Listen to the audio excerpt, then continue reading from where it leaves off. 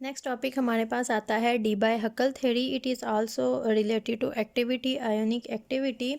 अब Debye Hückel theory हमारे पास क्या है? डी बाय हकल थ्योरी इसको कहते हैं डी बाय हकल लिमिटिंग लॉ कहा जाता है। अब ये हमारे पास है क्या? एक्चुअली यहाँ पर हमने स्टडी करना है एक रिलेशन, और ये जो रिलेशन है ये रिलेशन हमारे पास आता है दो चीज़ों के दरमियान में।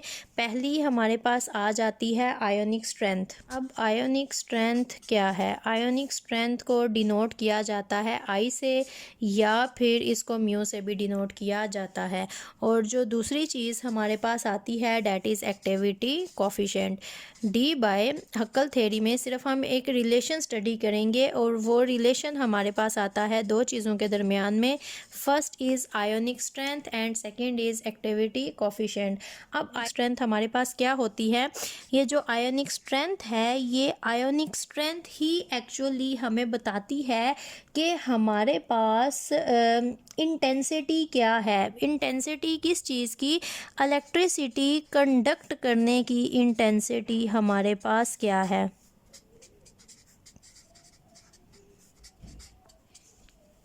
Intensity to conduct electricity is actually ionic strength. Ionic strength मतलब अब हमारे पास क्या है? फॉर एग्ज़ाम्पल यहाँ पर मैंने एक बीकर लिया है। इस बीकर के अंदर मेरे पास सोल्यूशन है। सोल्यूशन में डेफिनेटली हमारे पास वाटर होगा। वाटर के अलावा हमने कोई सोल्यूट यहाँ पर ऐड किया है। तो जब हम सोल्यूट यहाँ पर ऐड करते हैं तो हमारे पास होता क्या है? ये जो सोल्यूट होता है ये यहाँ पर इंट्रैक्शन डिवेलप कर लेता है। इंट्रैक्शन किसके साथ डिवेलप करता है? एक तो केटाइन एनाइन जो हैं ये आपस में इंट्रैक्शन डिवेलप कर लेते हैं, प्लस हमारे पास क्या होता है यहाँ पर जो हमारे पास सॉल्वेंट होता है वो भी एक बहुत इंपॉर्टेंट रोल प्ले करता है।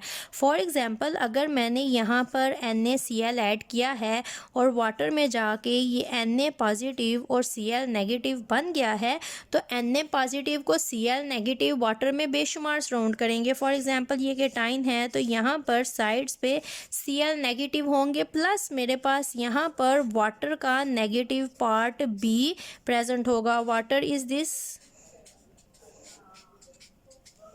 तो अब ये जो वाटर का नेगेटिव पार्ट है ये भी यहाँ पर आके इस केटाइन को सराउंड करना शुरू कर देगा। तो बेसिकली दिस इज़ इंट्रैक्शन जो केटाइन एनाइन के आपस में डिवेलप होती है।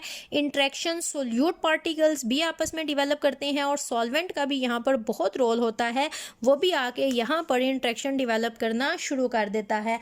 अब जब ये इंट्रैक्शन यहाँ पर डिवेलप होना शुरू होती है तो उसकी वजह से जितना सोल्यूट हम ऐड करते हैं वो सारे का सारा हमारे पास एक्टिव नहीं होता। आयोनिक स्ट्रेंथ इज़ बेसिकली कि इस सोल्यूट के अंदर आयंस कितने हैं। अगर आयंस ज़्यादा होंगे, जो कि आपने दो स्टार्ट में सोल्यूशन स्टडी किए थे, जिसकी एक की मोलैलिटी 0.001 थी और दूसरे की 2 मोलल थी, तो आपने देखा था 2 मोलल में आयोनिक स्ट्रेंथ ज़्यादा थी। लेकिन वहाँ पर आयोनिक स्ट्रेंथ ज़्यादा होने से क्या हुआ था? हमारे पास जो इंटेंसिटी इलेक्ट्रिसिटी को कंडक्ट करने की थी वो कम हो गई थी। मतलब अगर आई की वैल्यू ज़्यादा होगी तो गैमा की वैल्यू हमारे पास कम होती जाएगी, क्योंकि एक्टिव मास हमारे पास कम होता जाएगा। Gamma is equal to A/C, direct relation with activity, inverse relation with concentration. तो अगर कंसंट्रेशन ज़्यादा है तो गैमा की वैल्यू कम, लेकिन अगर कंसंट्रेशन ज़्यादा है तो आई की वैल्यू मतलब कि आयोनिक स्ट्रेंथ उतनी ही ज़्यादा होती जाएगी। अब अगर मैं चाहती हूँ आयोनिक स्ट्रेंथ की वैल्यू को इंक्रीज़ करना, तो मेरे पास दो ऑप्शन हैं, या तो मैं कंसंट्रेशन को इंक्रीज़ करूँ या फिर मैं वैलेंसी को इंक्रीज़ करूँ। तो हम बारी बारी देखते हैं कि किस तरह से हम कंसंट्रेशन या फिर वैलेंसी को इंक्रीज़ करके आयोनिक स्ट्रेंथ की वैल्यू को इंक्रीज़ कर देते हैं। तो पहले हम देखेंगे कि हम जब कंसंट्रेशन को इंक्रीज़ करते हैं तो किस तरह से आयोनिक स्ट्रेंथ इंक्रीज़ करेगी। तो हमने NaCl ले लिया, मतलब वैलेंसी हमने फ़िक्स कर दी। तो जो सोल्यूशन हमने यहाँ पर प्रिपेयर प्रिपेयर किया, पहले हमने 0.1 मोलल प्रिपेयर कर दिया, फिर हमने 0.2 मोलल प्रिपेयर कर दिया, फिर हमने 0.3 मोलल सोल्यूशन प्रिपेयर कर दिया।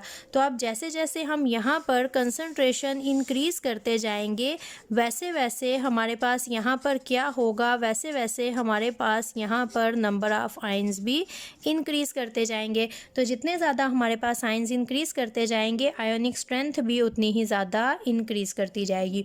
तो दूसरा ऑप्शन हमारे पास जो आता है वो ये आता है कि हम कंसंट्रेशन फिक्स कर लें लेकिन जो वैलेंसी है हम उसको इंक्रीज़ करते जाएं।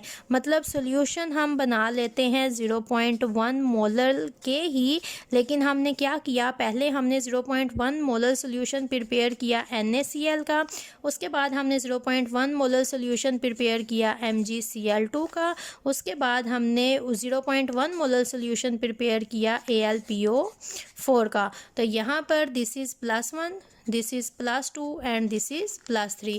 तो यहाँ पर वैलेंसी हमारे पास इसी तरह से इंक्रीज़ करती गई। मतलब कि यहाँ पर जो मेरे पास नंबर ऑफ़ चार्जेस हैं वो मेरे पास उसी तरह से इंक्रीज़ करते जाएंगे। तो नंबर ऑफ़ चार्ज इंक्रीज़ करेंगे मतलब कि मेरे पास आयोनिक स्ट्रेंथ भी इंक्रीज़ करती जाएगी। तो ये दो मेरे पास आती हैं ऑप्शन जिनको अगर मैं इंक्रीज़ करती हूँ तो मेरे पास जो आयोनिक स्ट्रेंथ है वो भी इंक्रीज़ करती जाती है। लेकिन अगर मैं आयोनिक स्ट्रेंथ का रिलेशन देखती हूँ गैमा के साथ, अब गैमा प्लस माइनस जब हम लेते हैं फॉर केटाइन Na9 और इसकी वैल्यू जब मेरे पास 1 होती है तो इसका मतलब है इस टाइम सोल्यूशन मेरे पास है आइडियल। आइडियल सोल्यूशन है एक्टिविटी और कंसंट्रेशन एक दूसरे के इक्वल हैं और इस टाइम कोई force of attraction, force of repulsion नहीं है। जो डाइल्यूट सोल्यूशन हमने प्रिपेयर किया हुआ है केटाइन एनाइन एक दूसरे के साथ कोई इंट्रैक्शन नहीं रखते हैं, जैसे ही हमारे पास चार्जेस आते हैं वो अपनी अपोजिट साइड्स पे अट्रैक्ट होना शुरू हो जाते हैं। लेकिन अगर मेरे पास गैमा की वैल्यू 1 से डिक्रीज़ होकर 0 की तरफ आना शुरू हो जाती है तो गैमा की वैल्यू कम होती है। मतलब यहाँ पर जो फोर्स ऑफ अट्रैक्शन है जिसको हम इलेक्ट्रोस्टैटिक फोर्स कहते हैं वो मेरे पास डिवेलप होना शुरू हो जाती है और गैमा की वैल्यू कम होती जाती है। तो मेरे पास यहाँ पर क्या होता है, जो आई की वैल्यू है वो मेरे पास इंक्रीज़ होना शुरू हो जाती है और एक्टिविटी कंसंट्रेशन से कम हो जाती है।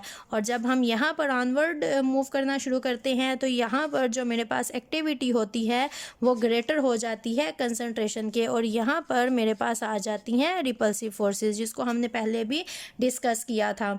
सारी इक्वेशंस को यहाँ पर अगर हम लिखें तो एक इक्वेशन हमारे पास आती है activity is equal gamma multiplied by concentration, इसको हम वन इक्वेशन कह लें। सेकंड इक्वेशन जो अभी तक हमने डिस्कस की, जो रिलेशन देखा गैमा +-1 यहाँ पर इंक्रीज़ और यहाँ पर 0 की तरफ डिक्रीज़।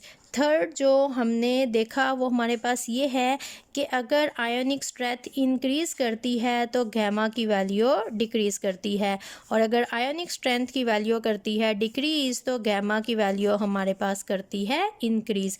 और जो चौथा रूल है वो अभी तक हमने स्टडी नहीं किया, वो भी हमारे पास एक इक्वेशन आती है जो कि आई की वैल्यू है, जो कि एक लंबी डेरिवेशन है, आपके सिलेबस में नहीं है तो इसलिए हम इसको डिस्कस नहीं करेंगे। इसको हम डायरेक्ट लिखेंगे, आप आई भी लिख सकते हो, यहाँ पर म्यू भी लिख सकते हो। It is equal to half summation CI/ZI square. ये हमारे पास आयोनिक स्ट्रेंथ को कैलकुलेट करने का फार्मूला है जो कि पूरा एक अलग टॉपिक है, आपके सिलेबस में नहीं है।